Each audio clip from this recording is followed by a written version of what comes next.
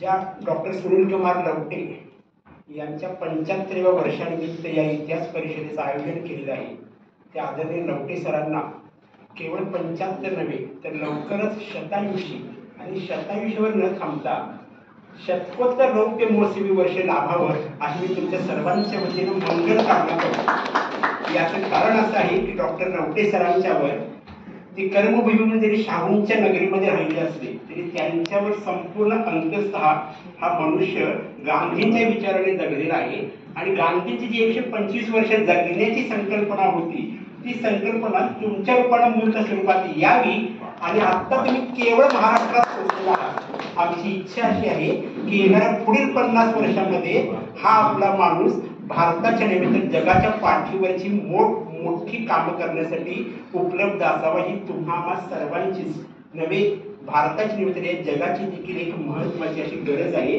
याचं कारण असं विचार त्याच्यावर जे आम्ही तथाकथित मांडवे बसलेलो आहोत या सगळ्यांच्या पुस्तकाची बेरीज जेमतेम 20-25 पुस्तकं होतील, पण केवळ लवटे सरांनी लिहिलेल्या पुस्तकांची बेरीज आता 1,400 पर्यंत गेली आहे। हे केवळ 18 खंड म्हणजे एका पिढीचे चिंतन आहे आणि हे केवळ 4-5 वर्षाच्या कालावधी जर हा महर्षी उचलून धरत असेल तर त्याची समाजाला अधिक गरज आहे। म्हणून तुमच्या आमच्या सर्वांच्या वतीने लवटे सरांना शतकोत्तर महोत्सवाच्या सदिच्छा आम्ही आत्ताच देतो। ज्या विठ्ठलरामजी शिंदे सभागृहात तुम्ही आम्ही सर्वजण जमलेलो आहोत त्या विठ्ठलरामजी शिंदेच्या नावाने जे सभागृह आहे त्या विठ्ठलरामजी शिंदेने शाहू महाराजांची जी मुख्य ओळख सांगितली होती त्याच्या दाखल्यानेच आजच्या विषयाची सुरुवात करावी असं मला वाटतं। विठ्ठलरामजी शिंदे असं म्हटले होते, शाहू राजा नुसता मराठा नव्हता, नुसता ब्राह्मणेतरही नव्हता, तर तो नवयुगाचा राष्ट्र निर्माता होता। शाहू महाराज हा प्रसंगी गनिमी कावं वापरून आपल्या विरोधकांची हाडं खिळखिळी करणारा राष्ट्रसेवक होता आणि त्यापुढे जाऊन ज्याला विठ्ठलरामजी शिंदे अशी नोंद करतात की शाहू महाराज म्हणजे महाराष्ट्राच्या विकासाचा एक स्वाभाविक तरंग होता। त्यावेळेला महामानव म्हणून आम्ही ज्याला गौरवतो त्या विठ्ठलरामजी शिंदेची उंची अधिक वाढलेली असते आणि ज्या दुसऱ्या महामानवाचं त्यांनी गौरवगान केलेलं असतं त्या शाहू महाराजांची उंची देखील अधिक मोठी झालेली असते। तुम्ही आम्ही सर्वजण सामान्य आहोत। आपल्या दृष्टीने शाहू महाराज म्हटलं की 3 विशेषण समोर येतात। पहिले येतं छत्रपती, दुसरं येतं लोकराजा आणि तिसरं येतं राजर्षी। हे छत्रपती ते लोकराजा ते राजर्षी हा शाहूंचा जो प्रवास झालेला आहे त्याच्यामध्ये शाहूने त्यांच्या आयुष्यावर केलेल्या कार्याचे वेगळेपण दडलेलं आहे। म्हणून सुरुवात इथूनच करतो। 6 जून 1674 साली छत्रपती शिवाजी महाराज राज्याभिषेक झाला आणि छत्रपती बनले। पहिला मराठी छत्रपती या भूतलावर अवतरला आणि तिथून पुढे लोक कल्याणकारी राज्याची एक महत्वाची मूर्त रोवली गेली। तिथून पुढे 200 वर्षांनी म्हणजे 1874 साली शाहू महाराजांचा जन्म झालेला आहे।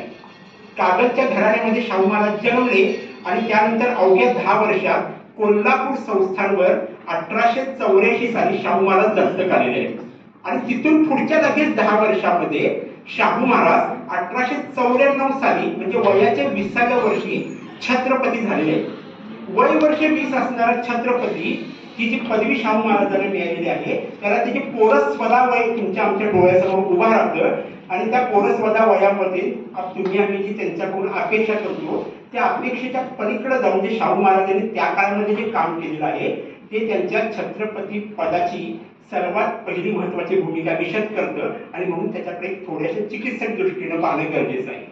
वय वर्ष 20 असणारा छत्रपती ही जी शाहू महाराजांची ओळख आहे तत्पूर्वी त्याच्या अगोदर एक महत्वाची घटना घडलेली आहे ज्याच्यामध्ये त्यांच्या छत्रपती पदाची रुजवत कोणत्या पद्धतीने होणार आहे त्याचा एक संकेत मिळालेला आहे।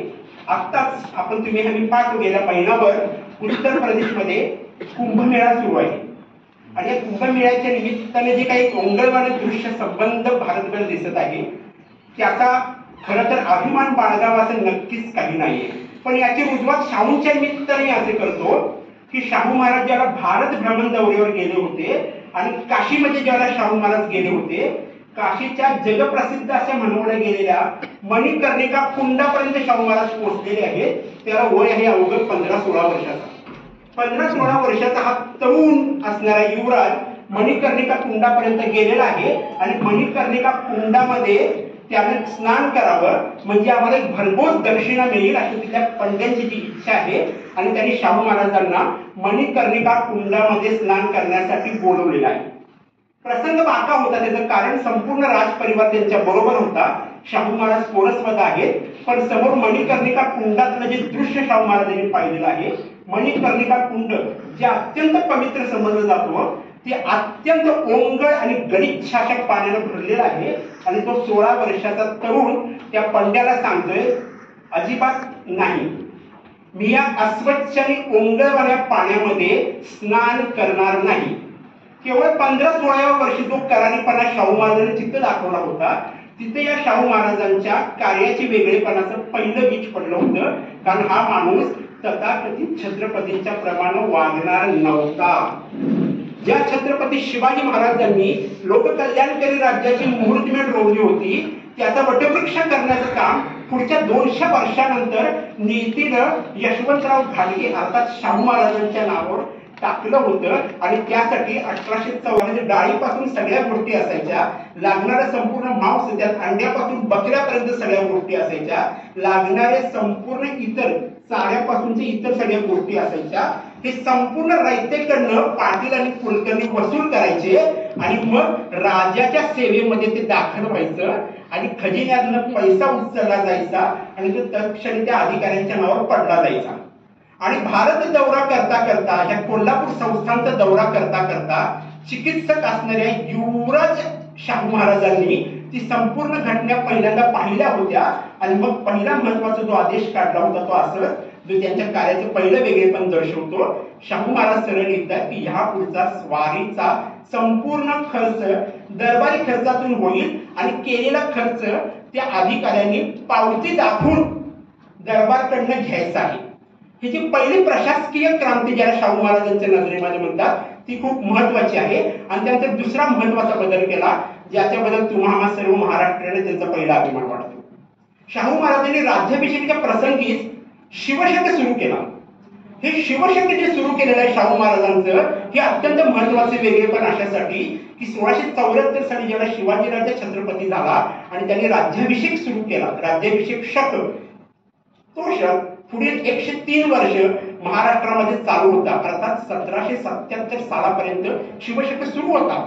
1777 साली महाराष्ट्रामध्ये पेशवाई अवतरली होती. नाना फडणवीस आणि सदाशिवराव बोकील यांनी पहिलं काम केलं, शिवशक बंद केला. आणि त्यापुढची तब्बल 117 वर्ष जावी लागली. 1894 साल उजाडावं लागलं आणि शाहू छत्रपती वय वर्ष 20 असणाऱ्या छत्रपतीनं आपल्या आयुष्याची पहिली रुजवातच शिवशक सुरू केली आणि जनतेला अशी ग्वाही दिली की लोककल्याणकारी असणाऱ्या शिवछत्रपतींचंच राज्य ह्या पुढे रयतेवर असेल. आणि पहिल्यांदा रयत जी रयत शिवरायांसाठी मरायला तयार होती ती शाहू छत्रपतीसाठी राबायला तयार झाली. आणि मग शिव आणि शाहू असा एक संबंध 200 वर्षाचा एक अलौकिक क्रांतीचा धागा घट्टपणे विणला गेला आणि तिथून पुढे इतिहासाची नवीन आवृत्ती सुरू झाली. 1894 साली याला शिवशक सुरू झालं आणि शाहूंची क्रांती सुरू झाली. छत्रपती पदापासून शाहूंनी सर्वात लवकर जो प्रवास केला होता त्यांच्या कार्याचे वेगळेपण ज्याला म्हणतात ते की शाहू अगदी अल्पावधीमध्ये लोकराज या पदवीपर्यंत गेलेले. मी जाणीवपूर्वक हे वाक्य वापरतो, अगदी अल्पावधीमध्ये. याचं कारण असं 1894 आणि 1897 ही अगदी 3 वर्ष तरी शाहू महाराजांची तुमच्या आमच्या डोळ्यासमोर गेली तरी शाहू महाराजांना तुम्ही आम्ही सर्वजण लोकराजा का म्हणतो याचं प्रत्युत्तर येईल. त्यासाठी शाहू महाराजांचं 1897 ते 1920 पर्यंतच्या कार्याचा दाखला घेण्याची काही गरज नाही. 1897 सालापर्यंतच हा राजा लोकराजा बनण्याचं कारण असं आहे, वय वर्ष 20 असतानाच त्या कोल्हापूर संस्थांवर 2 महत्वाच्या आपत्ती कोसळल्या. दोन्ही आसमानी होत्या आणि त्यातली एक म्हटलं तर सुलतानी, ज्याला म्हणतात कृत्रिम अशी नैसर्गिक आहे असे म्हणा. त्या पहिल्याच आपत्ती होती दुष्काळाची आपत्ती. जो सुजलाम सुफलाम कोल्हापूर तुम्ही आम्ही म्हणतो आणि आज भारतामधला सर्वात अग्रेसर जिल्हा कमाईच्या बाबतीमध्ये तुम्ही आम्ही नोंदवतो तो 1894 साली हा तसा नव्हता प्रदेश. अत्यंत वाईट स्थितीमध्ये असणारं कोल्हापूर त्या काळामध्ये दुष्काळाला बळी पडलं आणि दुष्काळामध्ये त्या काळामध्ये अत्यंत मोठी हानी व्हायची. 20 वर्षाचा छत्रपती गादीवर आहे, कोल्हापूर दुष्काळाने भिडलेला आहे आणि अशा वेळेला 20 वर्षाच्या छत्रपतीनं पहिली महत्वाची कामगिरी केलेली आहे. सर्वात पहिल्यांदा त्यानं रयतेसाठी स्वस्त धान्याची दुकान उघडलेली आहेत. स्वस्त धान्याची दुकानं उघडून सगळ्यात कमी पैशामध्ये लोकांना धान्य दिलेलंच आहे. पण बरोबर केवळ धान्य देऊन भागणार नाही, तर त्या रयतेला त्यांच्या हक्काचा पैसा देखील द्यायला पाहिजे. म्हणून त्या काळामध्ये छत्रपतीने आपल्या कार्याचे वेगळेपण दाखवताना रोजगार हमी कायद्यानुसार त्या काळामध्ये रस्त्याची, विहीर खुदाईची कामं काढलेली आहेत. त्या विहीर खुदाईच्या कामासाठी, त्या रस्त्याच्या कामासाठी विशेषतः स्त्रिया यायच्या. आज देखील रोजगार हमी कायदा जो आहे त्याच्यामध्ये सर्वात जास्त स्त्रियाच काम करतात असं पूर्ण सर्वेक्षण आहे. त्या काळात ज्या स्त्रिया त्या कामासाठी यायच्या, त्या स्त्रियांच्या बरोबर त्यांची ताणलेली बाळे यायची. तेव्हा त्या ताणलेल्या बाळ्यांचं काय होणार? 8 तास जर ती महिला काम करणार असेल तर ते बाळ रडणार, आक्रंदणार. तर हे ज्या 20 वर्षाच्या छत्रपतीचं हृदय तिथं उत्संबून आलेलं आहे आणि त्याला सर्वात पहिल्यांदा या देशातील पाळणाघर नावाची संस्कृती काढलेली आहे. शाहूंच्या कार्याचं वेगळेपण ज्याला म्हणतात, पाळणाघर त्या काळामध्ये सुरू करण्याची त्यांचे वेगळेपण ही खूप महत्वाची गोष्ट आहे. त्यापुढे शाहू महाराज जातात, आणखी महत्वाची गोष्ट करतात, व्यापाऱ्यांना बोलवतात.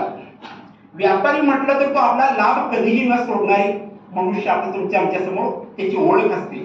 पण शाहू महाराजांनी असा शब्द टाकलेला आहे की त्या व्यापाऱ्याला सांगितलेलं आहे, कमीत कमी फायदा उचला, नव्हे ना लाभ ना तोटा, या गोष्टीवर रयतेला सांभाळा. तुमचा जो काही तथाकथित तोटा होईल तो माझ्या खजिन्यातून मी तुम्हाला भरून देईन. म्हणजे व्यापारी वर्ग पण संतुष्ट राहिला, रयतेची पण काळजी मिटली. दुष्काळावर मात करणारा वय वर्ष 21चा छत्रपती हा जगातील सर्वात वेगळा आणि आगळा वेगळा ठरला. आणि त्याचं महत्वाचं कारण असं ठरलं, त्या काळामध्ये महाराष्ट्रात ठिकठिकाणी भूकबळी पडत असताना तुमच्या आमच्या कोल्हापूर संस्थानात एकही भूकबळी गेल्याची नोंद नाही. तो छत्रपती शाहूराजा लोकराजाची आपली पहिली प्राथमिक अवस्था पूर्ण करतो आणि त्याच्या दुसऱ्या महत्वाच्या प्राथमिक अवस्थेमध्ये जातो. तो काळ येतो 1896 सालचा, ज्याला कोल्हापूर आणि महाराष्ट्रभरच प्लेग नावाचा एक अकराळ विकराळ आजार आला. कोरोनाच्या काळामध्ये तुम्ही आम्ही सर्वांनी ती गोष्ट अनुभवलेली आहे. किमान आता आपल्याकडे काही अत्याधुनिक साधनं आहेत, पण त्या काळामध्ये ज्याला प्लेग अवतरला आणि 22 वर्षाचा तरुण छत्रपती आहे, त्याच्या समोर त्याच्या संस्थानाची 9.5 लाख इतकी त्या संस्थानाची लोकसंख्या आहे. त्यांची जबाबदारी आहे. तो 21 वर्षाचा छत्रपती त्या प्लेग नावाच्या दुर्धर आजाराच्या समोर जाऊन उभा ठाकतो आणि प्लेगशी 2 हात करतो. एकच आदेश असा काढला जातो की त्यानुसार त्या काळात घडणाऱ्या सगळ्या जत्रा यात्रा तात्काळ बंद केल्या जातात. कोल्हापूरमध्ये येणारा प्रवासी आहे त्याला क्वारंटाईन करण्याची कल्पना त्या काळात शाहू महाराजांनी केली होती. हे कमी होतं म्हणून की काय, संपूर्ण शहरच उचलून ठिकठिकाणच्या उपनगरामध्ये मोकळ्या जागेत नेऊन शाहू महाराजांनी ठेवलं होतं. आणि सर्वात पहिला दाखला जो दिला होता की लोक प्रशासक कसा असावा. सांगणारी खूप असतात, कृती करणारी कमी असतात. शाहू उलट व्यक्ती आहे, तो पहिली कृती करतो आणि प्लेगच्या काळामध्ये त्यावेळेला जी लस घ्यायची होती त्या लस विषयी अत्यंत वेगवेगळ्या प्रचार त्या काळात झाले होते. अगदी कोरोनाच्या काळात तुम्ही आम्ही अनुभवलेला असेल. त्या काळात तर ती आपण मोठी पसरायची. आणि मग पहिलीच कृती शाहू महाराजांनी केली, ती प्लेगची पहिली लस शाहू महाराजांनी स्वतःला टोचून घेतली. ती दुसरी लस त्यांनी संपूर्ण राजपरिवाराला सर्वांसमक्ष टोचली आणि मग रायतेला सांगितलं की ह्या प्लेग पासून मुक्ती मिळवायची असेल तर ही लस टोचून घ्या. आणि त्यातून मग शाहू महाराजांच्या कडे पाहून रयतेने एक विश्वास टाकला होता की छत्रपती शिवरायांचा अंशच कोल्हापूरच्या गादीवर बसलेला आहे. आणि मग त्या विश्वासाच्या जोरावर हिसली रयत प्लेग मुक्त झाली. आणि कोल्हापुरात पुन्हा एकदा एक इतिहास घडला की कोणताही व्यक्ती प्लेगमुळे मृत्यू पावल्याची पुन्हा एक नवीन नोंद नाही. शाहूला लोकराजा म्हणायचे केवळ 3 वर्षातली 2 महान संकट आणि त्याला केवळ 20 ते 23 या कालखंडामध्ये झुंजणारा छत्रपती, एवढं 3 वर्षातच हा महाराज लोकराजा बनून गेला होता. 1897 पासून पुढची 1920 सालापर्यंत जो शाहूंचा प्रवास आहे तो प्रवास लोकराजापासून राजर्षी होण्याचा प्रवास आहे. त्याच्याकडे तुम्ही आम्ही जरासं अधिक चौकसपणे बघण्याची गरज आहे असं मला वाटतं. राजर्षी या शब्दाची ज्या वेळेला आपण फोड करतो ती ढोबळ फोड करतो की राजर्षी म्हणजे राजा अधिक ऋषी यांचं मिश्रण, ही झाली त्याची ढोबळ फोड. पण ज्येष्ठ इतिहासकार आणि तुम्हा सर्वांनाच वंदनीय असणारे डॉक्टर जयसिंगराव पवारांनी एका वाक्यात राजर्षीची नोंद केलेली आहे. राजर्षी कोण असतो? पवार सर असं म्हणतात, राजर्षी तो जो क्षत्रिय म्हणून जन्माला आला, पण ज्ञानानं जो समृद्ध बनतो, विचारवंत बनतो आणि समाजाला एका योग्य दिशेने घेऊन जातो, तो राजर्षी. पुढील 1897 पासून जो एक महत्वाचा संघर्ष शाहूंच्या वाट्याला आला, तो 1897 ते 1920 हा कालखंड शाहू महाराज राजर्षी या पदवीकडे चाललेले आहेत, ते गेलेले आहेत. आणि सांगण्याचा अभिमान असा की तत्पूर्वी या भरतखंडामध्ये फक्त वसिष्ठ, जनक, भीष्म आणि श्रीकृष्ण या 4च व्यक्तींना राजर्षी हा किताब दिला गेला होता. त्यानंतरच्या 3,500-4,000 कालखंडामध्ये या भरतखंडामध्ये अनेक राजे, अनेक संस्थाने, अनेक सत्ताधीश निर्माण झाले, पण एकालाही राजर्षी पदवी दिली गेलेली नव्हती. शाहू महाराज हे पहिले राजे ज्यांना 3,500 वर्षाच्या इतिहासानंतर या भरतखंडामध्ये राजर्षी म्हणून गौरवलं. आणि म्हणून तुम्ही आम्ही सर्वजण शाहूंचा उल्लेख करताना छत्रपती, लोकराजा, राजर्षी शाहू महाराज असा करतो. त्या राजर्षीची एक रुजवात तुम्ही आम्हाला करून द्यायची आहे की शाहूंनी त्यांच्या कार्याचे वेगळेपण कुठे नोंदवलं. तुम्ही आम्ही ज्यावेळेला बाहेर जातो, कोल्हापूरातून बाहेर जातो, महाराष्ट्रात जातो, तर आपण स्वतःला कोल्हापूरकर म्हणून सादर करतो. महाराष्ट्राच्या बाहेर गेलो की तुम्ही आम्ही सर्वजण स्वतःला महाराष्ट्रीयन म्हणून सादर करतो. भारताच्या बाहेर गेलो तर तुम्ही आम्ही सर्वजण स्वतःला भारतीय म्हणून सादर करतो. तर हे कोल्हापूर, हे महाराष्ट्रीयन, हे भारतीयत्व याच्या पातळीवर शाहू महाराजांनी जे काही पेरलेलं आहे आणि जे नंतर 100 वर्षाच्या काळामध्ये उमटलेलं आहे, त्याच्याकडे जर तुम्ही आम्ही पाहिलं तर राजर्षी नंतरचा एक महत्वाचा प्रवास शाहूंनी केलाय, ज्याच्याकडे अत्यंत महत्वाचे असेल लक्ष अभ्यासकांचं जाणं जरुरी आहे. तो आहे सामाजिक क्रांतिकारक शाहू राजा. आणि तिथपर्यंत आपल्याला जावं लागेल. त्याचं कारण असं आहे, राजर्षी मध्ये पुन्हा एकदा राजा येतोच आणि 1947 नंतर राजशाही थांबलेली आहे. तिथून पुढचा खरा प्रवास आहे तो आहे समाज क्रांतिकारक नावाचा. आणि या देशातले 3 समाज क्रांतिकारक सर्वात मोठे आहेत. पहिले ज्योतिराव फुले, दुसरे राजर्षी शाहू महाराज आणि तिसरे डॉक्टर बाबासाहेब आंबेडकर. समाज क्रांतिकारक तो असतो जो उपलब्ध असणारी चौकट मोडतो आणि त्या ठिकाणी नवीन चौकट उभा करतो, तो असतो समाज क्रांतिकारक. म्हणून ज्योतिराव फुले, राजर्षी शाहू आणि डॉक्टर बाबासाहेब आंबेडकर या तिघांना कधीही चुकूनही समाज सुधारक नावाच्या एका छोट्याशा पदवीमध्ये बंदिस्त करण्याचं काम पहिल्यांदा तुम्ही आम्ही सोडलं पाहिजे. कारण शाहूंचा प्रवास समाज क्रांतिकारक म्हणून आहे आणि लोकशाहीमध्ये तो सर्वोच्च पदाला आहे. ती जी रुजवात आहे शाहू महाराजांची, त्याच्याकडे जर तुम्ही आम्ही पाहिलं तर शाहू महाराजांनी सर्वात पहिला प्रश्न तुम्हाला आम्हाला पडला पाहिजे की या कोल्हापूरला काय दिलं. जर तुम्ही आम्ही सर्वजण कोल्हापुरी जगात भारी म्हणत असू तर या जगात भारी होण्याचं जे तोंडावर येणारा उच्चार आहे तो कुणाच्या जोरावर, कशाच्या जोरावर येतो याची पहिली जाणीव तुम्हाला आम्हाला झाली पाहिजे. त्यामध्ये शाहूंच्या कार्याचे वेगळेपण आहे. शाहू महाराजांनी कोल्हापूर जिल्हा दुष्काळमुक्त केला. एवढं एक वाक्य जरी तुम्ही आम्ही वापरलं तरी देखील शाहूंच्या थोरपणाची साक्ष पटेल. कारण कधीही महाराष्ट्राच्या दुष्काळग्रस्त जिल्ह्यांच्या मध्ये कोल्हापूर हे नाव येत नाही. जो दुष्काळ पडला 1895 साली, त्यानंतर कधीही महाराष्ट्राच्या नोंदणीमध्ये दुष्काळामध्ये कोल्हापूर जिल्हा हे नाव येते. त्याचं कारण असं इथे शाहूंनी दुष्काळ मुक्त जिल्ह्याची संकल्पना प्रत्यक्षात आणून दाखवली होती. शाहूंच्या कार्याचं पहिलं वेगळेपण. दुसरी शाहू महाराजांची जी गोष्ट आहे की जी शाहू महाराजांची नगरी आहे, ज्याची ओळखच वेगवेगळ्या धारणेतून होते. जसं सुरुवातीला सरांनी सांगितलं की स्त्री शिक्षणाच्या बाबतीत केलेलं शाहूंचं कार्य, ह्या कोल्हापूरची आध्यात्मिक ओळख ज्याला म्हणतात, ती आध्यात्मिक ओळख आहे दक्षिण काशी कोल्हापूर. म्हणजे दक्षिण काशी आध्यात्मिक ओळख शाहू निर्माण झालेली आहे. त्या आध्यात्मिक ओळखीच्या बरोबरीने नव्हे, त्याच्याची किंचित वरचढ अशी एक ओळख शाहूंनी कोल्हापूरला दिलेली आहे. शाहूंनी कोल्हापूरला शिक्षण काशी कोल्हापूर करून दाखवलेलं आहे. शिक्षण काशी कोल्हापूर करण्यामध्ये एक महत्वाचं क्रांतिकार्य शाहूंनी केलंय, ज्याच्याकडे सर्वांनी लक्ष वेधलं पाहिजे. त्यापूर्वीपासून जो एक संकेत सुरू आला होता, जी मेकॉलची शिक्षण पद्धती तुमच्या आमच्यावर लादली गेली होती आणि त्या शिक्षण पद्धतीचं सूत्रवाचच असं होतं, झिरपणीचा सिद्धांत. 4 गाडगे लावली तर वरच्या गाडग्यातलं पाणी हळूहळू झिरपत खाली येईल, असा मेकॉलचा सिद्धांत होता. त्या सिद्धांताला सर्वात पहिला धक्का या महाराष्ट्रामध्ये ज्योतिराव फुलेंनी दिला होता आणि त्या धक्क्यामध्ये तो धक्का हा केवळ वाचिक होता. थोड्या रूपात वाचिक होता, पण त्याची जी कृती होती व्यापक पातळीवरची कृती ती शाहू महाराजांनी केली आणि मेकॉनचा सिद्धांत उलट केला. शिक्षण वरून खाली झिरपणार नाही, शिक्षण खालून वर गेलं पाहिजे ही महत्वाची कृती शाहू महाराजांनी केली आणि म्हणून कोल्हापूरला मेकॉनचा सिद्धांत उलट करणारे शिक्षण काशी म्हणून तुम्ही आम्ही गौरवली पाहिजे. हे शाहूंचं शिक्षण क्षेत्रातलं वेगळेपण आहे. त्या शाहू महाराजांनी जी महत्वाची दुसरी क्रांती केली की कोल्हापूर शिक्षण काशी म्हणून जे थांबलेले नाही, त्यांनी कोल्हापूरला मल्लनगरी कोल्हापूर म्हणून दाखवलेला आहे. पैलवान हा पैलवान म्हटलं की तुम्हाला सहज आता थोडीफार काही प्रमाणात चिड येत असावी.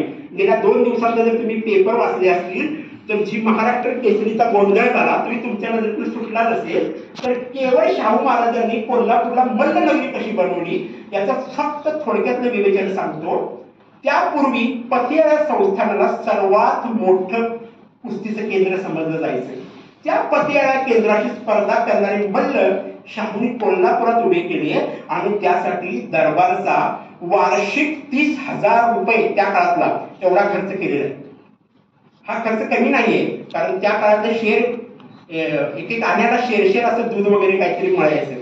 त्या काळामध्ये वार्षिक 30,000 रुपये केवळ पैलवानावर खर्च करायचे आणि हे सगळं कमी पडते म्हणून की काय पैलवानांच्या भविष्याची तरतूद करणाऱ्या सगळ्या गोष्टी इथे केल्या. पण याहून महत्वाची गोष्ट आहे की शाहूंच्या कार्याचे वेगळेपण आपल्याला पाहावं लागेल.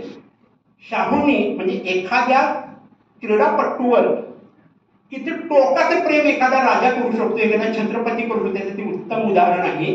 शाहू महाराजांच्या आवडीचा एक मल्ल आहे. तो जो मल्ल आहे तो आहे देवाप्पा धनगर. शाहू महाराजांचं स्वप्न होतं की या देवाप्पाला रुस्तुमे हिंद बनवायचं. रुस्तुमे हिंद म्हणजे त्या काळातला सर्वोच्च किताब. पण दुर्दैवानं देवाप्पानं तयारी केली, देवाप्पा बुरुजबंद मल्ल तयार झाला, पण कॉलराच्या एका साथीमध्ये देवाप्पाला ग्रासलं आणि देवाप्पा मृत्यूच्या शय्येवर जाऊन पडला. बुरुजबंद मल्ल म्हणजे थोडक्यात संकल्पना ध्यानात घ्या. तुमच्या समोर जो मी दिसतोय तो मी किमान 80 वर्षाचा आहे, 80 किलोचा आहे. बुरुजबंद पैलवान ज्याला म्हणतात तो कमीत कमी माझ्या दुप्पट 2.5 पट नक्की असेल. त्याचं कारण असं त्या बुरुजबंद मल्लांचा जो आहार आहे, खोराक आहे, तो फक्त एका वाक्यामध्ये सांगतो. दिवसातून 2 कोंबड्या, 1 शेर बदाम, वर्ख लावलेला मोरावळा, रात्रभर कमळामध्ये भिजवत टाकलेलं कमलजेय, रबडी, थंडावा, रोटी, पुलाव असा चौकस आहार असायचा जो तुमच्या आमचा किमान 3 ते 4 दिवसाचा सहज असेल. ते जे बुरुजबंद मल्ल असायचे शाहू महाराजांचे ते रेल्वेच्या डब्यामध्ये सरळ जाऊ शकत नव्हते. त्यांना असं उलट केलं जायचं आणि ढकलावं लागायचं. ह्यावरून तो बुरुजबंद मल्ल तुम्हाला कळेल. तर असे बुरुजबंद मल्ल किमान माझ्या मते 160-70 किलोचे असावेत.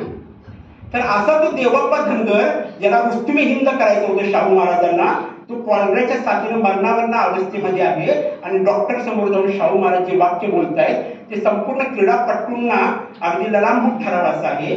शाहू महाराज डॉक्टरना म्हणतायत, डॉक्टर माझा देवाप्पा वाचवा, त्याच्या वजना इतकं सोनं मी तुम्हाला देतो.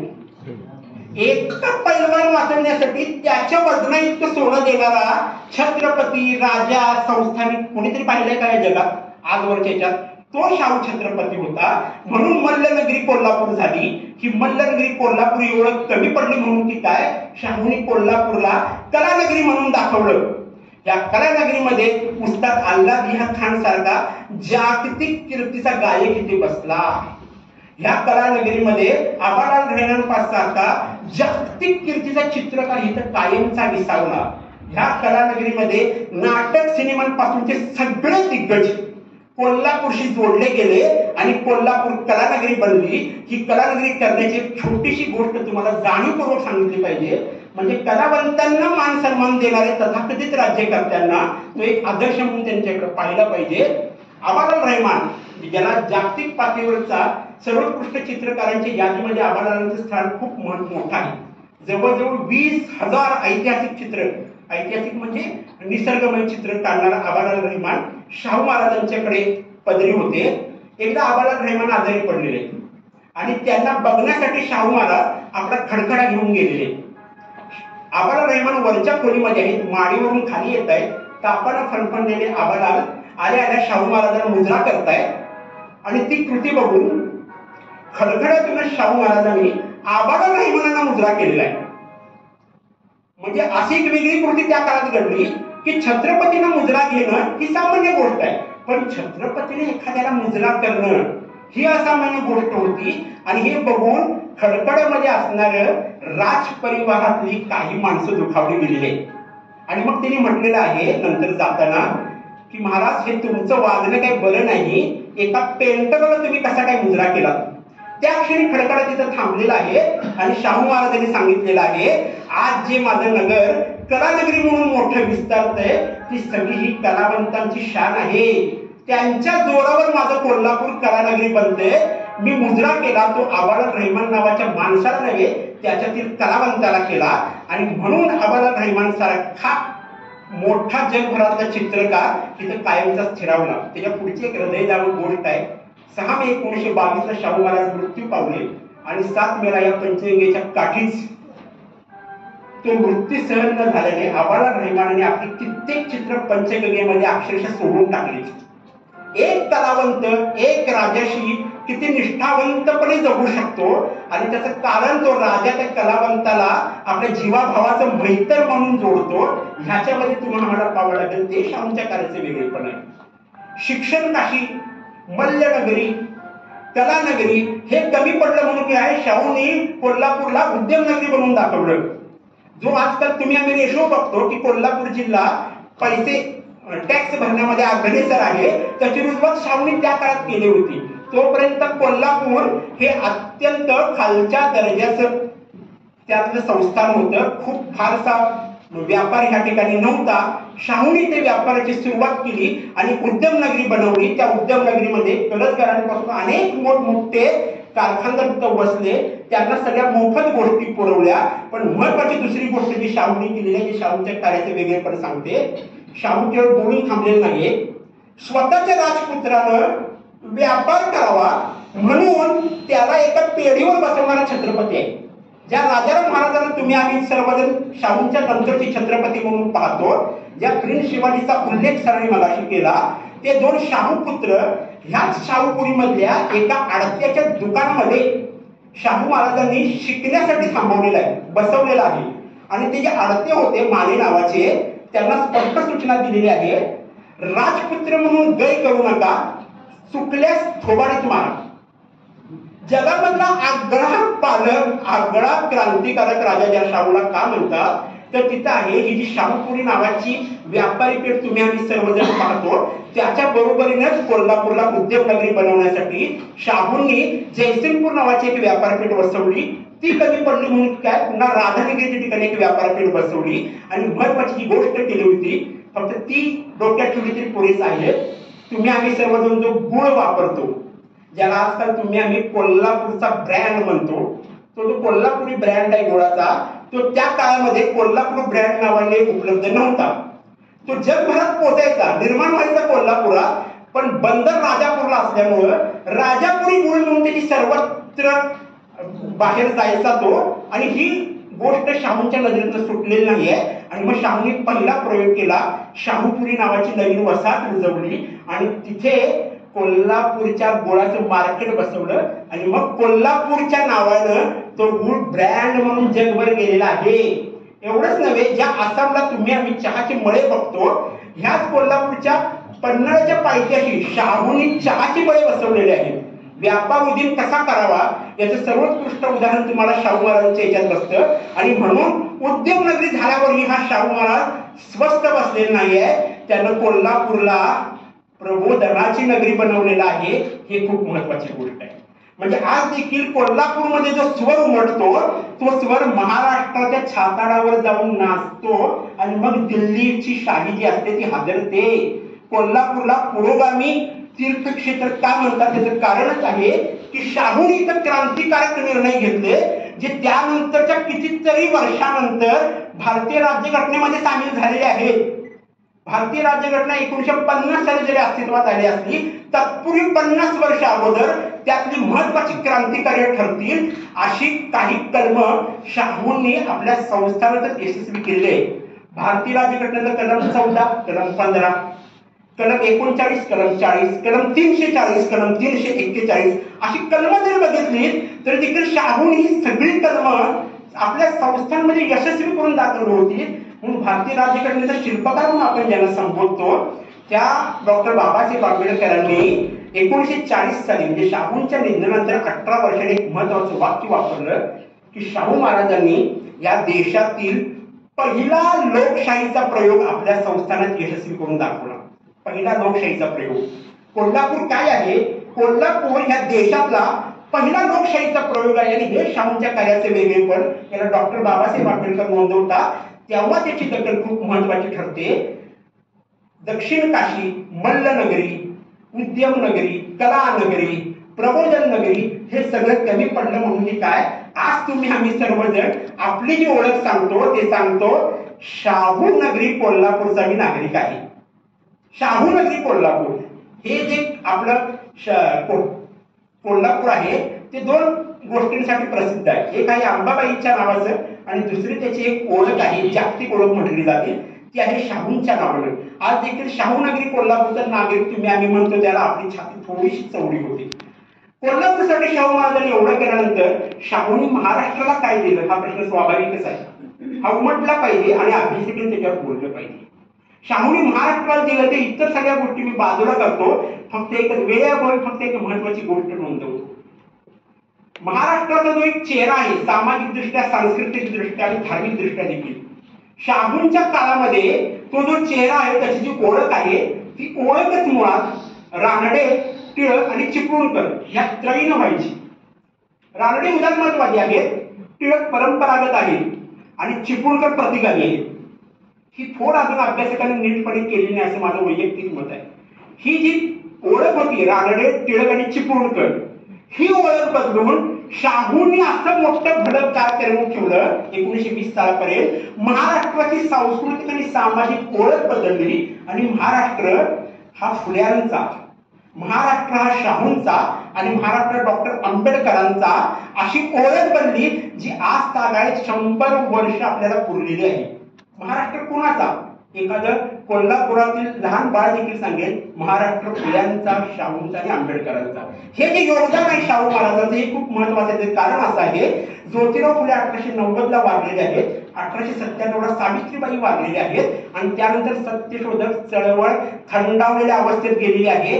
अशा वेळेला ज्योतिरावांचा विचार वर धरून एक राजा उभा राहतो. तो राजा ज्योतिरावांचं सगळं ऐतिहासिक कार्य आपल्या पाठीशी घेतो आणि त्याच्या जोरावर एक नव्या क्रांतीला सिद्ध होतो. ज्योतिरावांचा एक हात आपल्या हातात धरतो आणि दुसरा हात तो नवीन ज्योतिरावाकडे घेतो. तो नवीन ज्योतिराव होता डॉक्टर बाबासाहेब आंबेडकरांच्या नावाचा. 1920 ची जी माणगाव परिषद आहे ज्याच्यामध्ये डॉक्टर बाबासाहेब आंबेडकरांच्या नेतृत्वाचा पाया रचला गेला ते शाहूंच्या कार्याचं महत्वाचं ठळक उदाहरण आहे. जिथे तुम्हाला शाहूने देशाला काय दिलं याचं उत्तर सापडतं. जी माणगाव परिषद आहे ज्याच्यामध्ये शाहू महाराजांनी डॉक्टर बाबासाहेब आंबेडकरांचं नेतृत्व दलित समाजाला दिलं, पण पुढचं वाक्य जे म्हटले की भविष्यामध्ये हे हिंदुस्थानचे पुढारी बनतील. अवघ्या 27 वर्षामध्ये शाहू महाराजांच्या प्रेरणेतनं त्यांच्या पाठबळातनं ज्याला डॉक्टर बाबासाहेब आंबेडकरांनी भारतीय राज्यघटना दिली तेव्हा ते स्वप्न पूर्ण झालं आणि भारताला संविधान करता मिळाला. तो जो संविधान करता आहे ती शाहू महाराजांची भारताला दिलेली देण आहे आणि तिथवत अभ्यासकांना पोहोचलं पाहिजे तर ती सारी नीव कळते. शाहू छत्रपतीच्या कार्याचे वेगळे पण तुम्हाला आणखी वेगळ्या पद्धतीने पाहायचे असतील तर ज्या वेळेला मगाशी म्हटलं मल्लर नगरी कोल्हापूर केल्यानंतर 1920 साली रोमचं जे ऑलिम्पिक पदक स्पर्धा सुरू होती रोम मध्ये त्यावेळेला कोल्हापूरचे शिंदे नावाचे पैलवान जे आमच्या मिलिंदांचे सासरे आधी सासरे आहेत ती व्यक्ती इथून रोमला गेली होती आणि त्या काळामध्ये त्या व्यक्तीने आलोट पराक्रम केला आणि 4थ्या क्रमांकावर ते त्यावेळेला आलेले आहेत. पण शाहूंची पुण्याई वाया गेलेली नाही. 1952 साली ज्यावेळेला देशाला पहिलं ऑलिम्पिक मेडल मिळालं खाशाबा जाधवांच्या निमित्तानं, तेव्हा त्या ऑलिम्पिक मेडलवर खाशाबांच्या शाहू महाराजांची सही होती, कुणी विसरता कामा नये.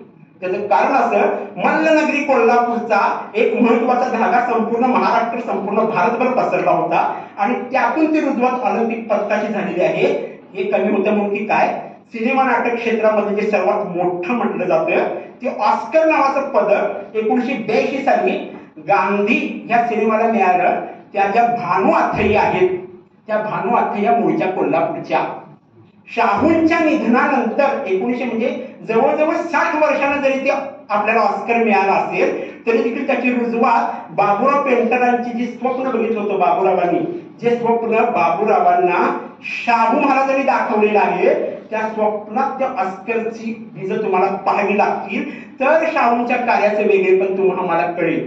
वसतिगृहांची जननी म्हणजे मदर ऑफ पार्लमेंट असं ज्या युरोपला म्हणतात, मदर ऑफ बोर्डिंग हाऊसेस ही शाहूंनी कोल्हापूरची ओळख जगात बनवली.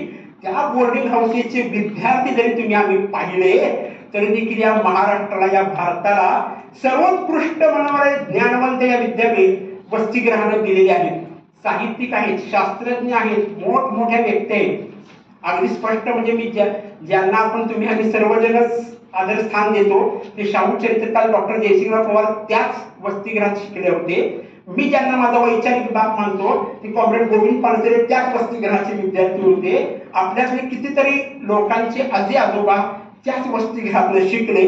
तेव्हा बहुजनांची एक मोठी पिढी तिथे घडली आणि तुम्हाला सर्वांच्या खरं तर गौरवाचा विषय असा आहे की शाहूंच्या वसतिगृहामध्ये जी व्यक्ती शिकलेली आहे ती व्यक्ती भविष्यामध्ये कधीही देशातल्या कुठल्याही दंग्यामध्ये सामील असल्याची एकही नोंद नाही. ही कुवडी मोठी म्हणजे सर्वोत्कृष्ट नागरिक ज्याला म्हणतात, ते नागरिक घडवण्याची संस्था ज्याला म्हणतात, ती शाहूंची वसतिगृह होती, जी आज देखील तुमच्या आमच्या डोळ्यासमोर उभी आहेत. आणि म्हणून शाहूंच्या कार्याचं जे वेगळेपण म्हणतात ते खूप वेगळ्या पातळीवर तुम्हाला आम्हाला पाहावं लागेल. शेवटचा फक्त एक मुद्दा सांगतो जो महत्वाचा आहे. शाहूंचा ज्या ज्यावेळेला आपण उल्लेख करतो त्या वेळेला आपण दुसरं एक महत्वाचं नाव विसरतो जे शाहूंच्या बरोबर तुम्हाला आम्हाला घ्यावं लागेल. त्याचं कारण असं आहे, शाहू महाराज शेवटच्या कालखंडात, शेवटच्या 3 महिन्यामध्ये शाहू महाराजांनी एका महत्वाच्या व्यक्तीची भेट घेतलेली आहे. ती भेट आहे दिल्लीच्या कुरुक्षेत्र मैदानावर मोहनदास करमचंद गांधी नावाच्या व्यक्तीची शाहू महाराजांनी घेतलेली भेट. मी त्यांना व्यक्ती म्हटलं त्याचं कारण असं आहे, 1922 सालापर्यंत गांधींचं थोरपण अबाधित राहिलं म्हणजे झालीच होती. पण शाहूंनी ज्या वेळेला यांची भेट घेतली होती आणि ज्यावेळेला शाहू महाराज महात्मा गांधींची भेट घेतात त्यावेळेला शाहूंच्या राष्ट्रीयकरणाचा एक नवा अध्याय सुरुवात होणार होता. पण अवघ्या 3 महिन्यामध्ये शाहूंचा मृत्यू झाला. शाहूंच्या मृत्यूनंतर तब्बल 4-5 वर्षांनंतर ज्यावेळेला गांधीजी कोल्हापुरात आले त्याला गांधीजींनी शाहूंना आदरांजली वाहताना एक महत्वाचं वाक्य वापरलं जे शाहूंच्या कारकिर्दीचा कळसोध्याय असं मला वाटतं. गांधी म्हणाले होते, अस्पृश्यता निर्मूलनाचं कार्य करून शाहूंनी स्वराज्याचा पाया घातला. भारतीय स्वातंत्र्याच्या सेनापतीनं शाहूंना स्वराज्याचा पाया घालणारा गौरव द्यावा. हे तुमच्या आमच्या दृष्टीनं शाहूंच्या कार्याचे वेगळेपण आपल्याला नीट नोंदवता आलं पाहिजे. म्हणून सगळ्यांनी ज्या ज्यावेळेला आपण जय शाहू म्हणतो त्यावेळेला आपल्याला जय गांधी म्हणण्याला अजिबात तोशीच पडू नये, कारण आजचा कालखंड कसा आहे आणि या कालखंडामध्ये हृदयाच्या एका कप्प्यामध्ये शाहू जपावा लागेल, दुसऱ्या कप्प्यामध्ये गांधी घ्यावा लागेल आणि मग तिसरा कप्पा लोकशाहीच्या सुदृढीकरणासाठी आपल्याला उपलब्ध करावा लागेल. आणि या सगळ्यात महत्वाची गोष्ट आहे ज्या इतिहास निमित्तानं तुमच्या आमच्या समोर विचारात ठेवतो. वेळ अपुरा आहे पण आज हे व्याख्यान म्हणजे शाहूंच्या वेगळेपणाच्या कार्याची केवळ प्रस्ताव न समजा भविष्यामध्ये कधीही संवाद घडवण्याची वेळ मिळाली तर तपशीलवार सविस्तर पुन्हा एकदा बोलेल. पण एक महत्वाची गोष्ट सांगतो जाता जाता, माझ्यावर 2 व्यक्तींचे मोठे उपकार आहेत. त्यातले एक आहे डॉक्टर नरेंद्र दाभोळकर ज्यांनी मला प्रश्न विचारायला शिकवले. दुसरे आहेत कॉम्रेड गोविंद पानसरे ज्यांनी मला उत्तर शोधायला शिकवले. या दोघांच्या नंतर माझा कान फिरू शकेल असे तिसरी व्यक्ती आहे डॉक्टर सुनील कुमार लवटे सर. आज मला दुसऱ्या वैचारिक 75 वर्षामध्ये पदार्पण करतोय. या वैचारिक बापाने डॉक्टर दाभोळकरांची गांधीची 125 वर्षाची इच्छा आहे जगण्याची तुमच्या रूपानं पूर्ण व्हावी. तुम्ही 125 वर्षाचे व्हाल, त्याला मी 95 वर्षाचं होईल, ही खूप महत्वाची गोष्ट आहे. आणि त्याच निमित्तानं पुन्हा एक मोठमोठ्या इतिहास परिषदा घडाव्यात, लोकांचं प्रबोधन व्हावं, लोकांना चांगली दिशा मिळावी, हाच हेतू आहे. एवढ्या वेळेस थांबतो. जय हिंद, जय भारत. धन्यवाद सर. देखणेली पाऊले जितिहास पंथे चालते, वाळवंटातून सुद्धा स्वस्ती पद्मे लिखिली. आणि ही स्वस्ती पद्मे राजर्षी शाहू महाराजांची स्वस्ती पद्मे अत्यंत